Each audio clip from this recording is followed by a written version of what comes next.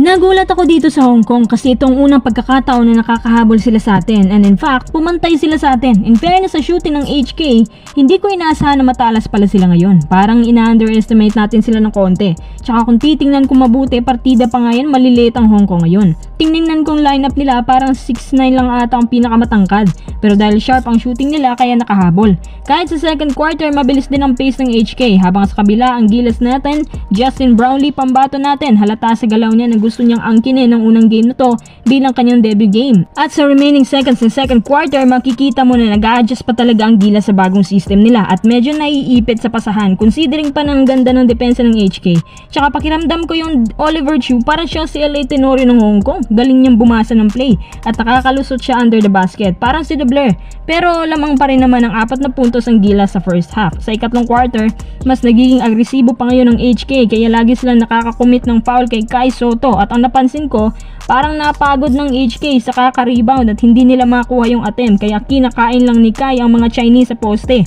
At ang mas malala si JB, nagsisimula ng magpaula ng tres at ang HK halos lagi nang turnover at inalat na rin ang HK sa shooting. Kudos din sa Gilas sa ikatlong quarter dahil mas precise na ngayon ang depensa ng Gilas at mas kumukonekta na ngayon ang chemistry nila. Sa 6 minutes remaining ng third quarter, doon na nagsimulang namaga ang kalamangan ng Gilas at finally sa ika-4 na quarter, tulong-tulong at sama-sama ng bawat Gilas boys mula sa rebound ni Kai Sotto, ball handling ni CJ at Newsam pababa sa opensa nilang lahat at ang resulta, napako sa 45 points ang HK habang Gilas nasa 62 points na. Habang luminipis ang oras, lumiliit din ang chance ng HK na manalo. Halos Hail Mary na lang ang tira nila at dahil maliliit sila, kaya nahihirapan sila sa bawat pasa at tira. Tsaka halos 90% sa atin, parang ina-expect na ang resulta na tayo ang mananalo tapos bardok pa ang gusto natin. Nakikita ko sa labang to na isang malaking mismatch. Natalo nga ng Gilas ang Team A ng China. Ito pa kayang Hong Kong. Si Kai Sotto nga pala dito sa game naka-double-double with matching 13 points, 15 rebounds. And of course, Justin Brownlee, Dwight Ramos, Kevin Kiambao, Calvin Optana at mga main scorers natin sa game na to. Anyway, ang next game po, laban pa rin sa mga Chinese, Philippines versus Chinese Taipei, February 25 alas 7 ng gabi. Oo nga no, Team A na nga pala ang dala natin kaya hindi tayo pwedeng matalo sa Team B ng mga Chinese-based teams. Good job, Gilas! Pero hindi tayo pwedeng magpakampante dahil mas marami pa tayong makakalaban na mas magagaling at mas define ang opensa. Sila dapat ang lubos nating pinaghahandaan at dyan na nga masusubukan kung ano ang limitasyon ng bagong system ni Coach Tim.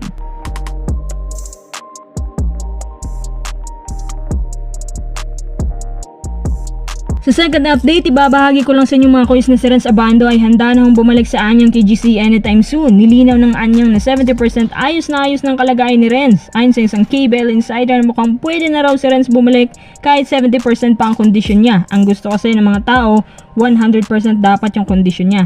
Mas mainam kung fully conditioned siya sa kanyang pagbabalik, baka kasi makaapekto lang sa galaw niya. Hindi naman sa wala tayong tiwala sa kakayahan ng Korea na magpagaling, pero this time dapat magdoble ingat talaga si Renz.